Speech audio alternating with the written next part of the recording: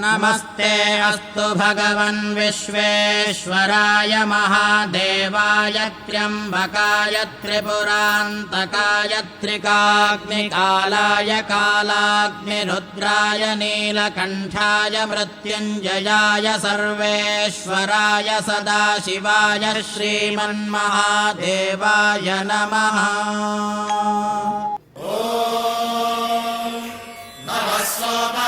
रुद्राय च नमस्ताम्राय चारुणाय च नमः शृङ्गाय च पशुपतये च नम उग्राय च भीमाय च नमो अग्रे वधाय च धूरे वधाय च नमो हन्त्रे च हनीयसे च नमो वृक्षेभ्यो हरिकेशेभ्यो नमस्काराय नमः शम्भवे च मयोभवे च नमः शङ्कराय च मयस्कराय च नमः शिवाय च शिवधराय च।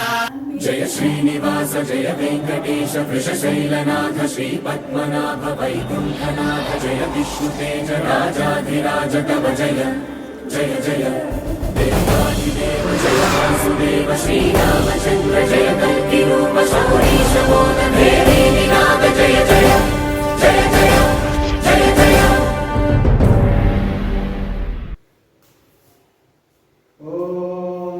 स्वस्ति श्रीमदखिलभो मंडलालंकारस्त्रयस्त्रिविंशत्कोटिदेवता सेविता